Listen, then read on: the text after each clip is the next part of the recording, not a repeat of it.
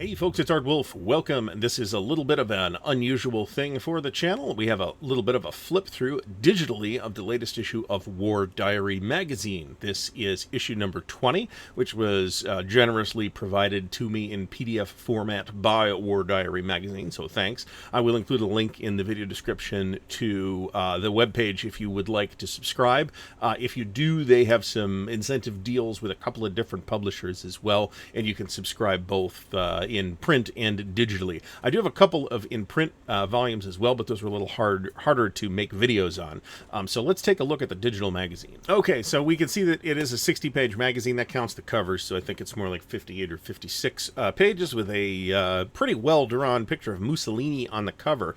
And in fact, we'll get to this. There's a feature article in here about Italy in the Second World War that I have read and which is excellent. So we have a prelude here by whoever the editor is, Roy Matheson, and a couple of ads, including one for, looks like, Revolution Games. Articles include Means to the End, the Arms and Ambitions of Fascist Italy, which we'll take a quick look at in a moment. Ground Truth versus Fog of War by John Fearer, who is also a designer, by the way. I've unboxed a couple of his games. Eagles of France, which is the Hexasim series, From History to Game by Michael Stoltz, or Stoltz. This is a very good series from Hexasim, and this is apparently part 2 of a look at the Battle of Ligny. The Day Was Ours, a review by John D. Burt. That is a game from Revolution Games on First Bull Run. I believe I have filmed an unboxing of that, but I'm not sure it's been released. We'll get that out at some point. Little Remembered Actions of the American Revolutionary War, which helped save the cause. A very unwieldy title by John Heim. On Gaming, Two Major Grand Strategic Doctrines by Lou Pulsifer. Of course, a venerable commentator on both war games and RPGs. And Pass in Review by Hans Korting. So let's take a quick look. So this is the article on Italy in World War II by Paul Comben, and it's excellent. I've read this article. It really goes into Italy's strategic and operational ambitions and problems. And puts that in the context of a bunch of different war games. So it actually is a really good article that I'm very happy with. So for the record, War Diary might be the only print magazine that I'm aware of right now on wargaming that's like about wargaming, but doesn't include a game in the magazine. I think S&T Quarterly kind of doesn't count because it's not really about wargaming. It's about military history. You might even make the case about S&T actually, but S&T does include a game in every issue. So if you want if you want a magazine more along the lines of the old Fire and Movement or Moves, then take a look at War Diary. Commentary games being commented on here include Tobruk, as we saw just a minute ago. Black Swan. Third Reich opened the article. This, I'm not sure what game this is. But it is not a game that I have played unless this is the Italian campaign series from Decision, which doesn't look like it is.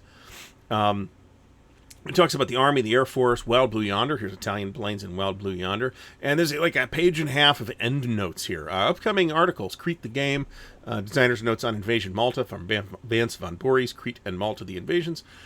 Meeting Triumph and Disorder, the Italian Campaign in East Africa and Greece, also by Paul Comben. I'd imagine that a lot of that research was unearthed when he wrote this quite good and comprehensive article.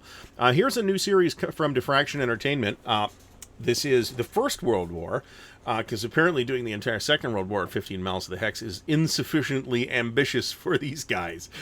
So I haven't looked at this at all, but if you're into the Diffraction Entertainment or the Knowledge Company stuff, I think the deal is they're Diffraction Entertainment, which is a division of the Knowledge Company, I think. Don't quote me on that. Feel free to correct me, though, in the comments. Ground Truth versus Fog of War by John B. Fearer, converting traditional war games into CDGs. This I haven't read yet, but this is also a fairly long article, and it includes some venerable games like the old SPI La Grande Armée, for example. Very interesting topic, but I haven't read the article yet, but there looks like there's quite a bit to it. PDF back issues are available for $6, apparently, and the PDF yearly subscription is only $16. Mo has an ad in Word. Go Mo! I mean, cool. In War Diary magazine, Clash of Arms Games presents Primer, the gamer's source for battles from the Age of Reason. I don't know that that's a new product. It is a Battles of the Age of Reason starter kit, basically. Eagles of France, From History to Game. Looks like we dropped off a letter or something here. But this looks like an interesting article, too, and I have a pretty high opinion of the series of games from Hexasim. If you haven't seen the cover, this is the one we're talking about here, Ligny 1815 Last Eagles. There's, I think, 3 or 4 other games in the series. Beautiful, beautiful components as well. As, to be honest, everything I've seen from Hexasim is really nice. And this, again, is a beefy article. Here's the Knowledge Company and Diffraction Entertainment are delighted to present Barbarossa. Not Barbarossa, but Barbarossa. And only only 425 pounds sterling, including shipping. Okay, so interesting picture here. Understanding the Grand Narrative in Soviet Dawn by David Kennedy. Did I miss this in the table of contents? I think I might. I've played Soviet Dawn, and I liked it a lot. I actually have a playthrough video, like a 3 or 4 part playthrough video series, in which I don't think I cocked anything up too badly. On Soviet Dawn, it's a very good game. There's a new version of it from Worthington, which is not the one I have. I have the one from C3I from a few years ago. But it's a very good game, States of Siege game. And here's some optional rules, actually. Strategy tips, okay. I managed to win, I think, maybe due to rules hiccups, but the States of Siege games are generally fairly difficult to win. And well illustrated throughout the magazine as well. Here's the new version from Worthington, by the way. And The Day Was Ours, a review by John D. Burt. Got to read this, too. I've only read the first article so far. This is, again, the Blind Sword system, Herman Lettman. System design, I forget whether Herman is the game designer on this particular volume or not. I don't think so, but, again, correct me if I'm wrong about that. Beautiful Rick Barber map. Kaiserkrieg. They had this at Origins, and I probably should have picked it up. This is World War I as a States of Siege game. You're playing the Central Powers. I've seen some more stuff about it since Origins, and I'm like, that was kind of neat. I wish I would have bought that. Lima Yank Games, complete e-gaming portal, now offering die cutting. Didn't know that. They may be a UK company. I don't know. Little remembered actions of the American Revolution that helped save the cause. Again, looks like a lengthy article, which is great. And I have recently become more interested in the American Revolution as a cause, so I look forward to reading this article. Here's Lou Pulsifer's article. Lou, of course, has a YouTube channel, so check that out if you want. The 2 major grand strategic doctrines, can your game allow both to be successful? Okay, I haven't read this direct and indirect. I don't know what distinction he's making here.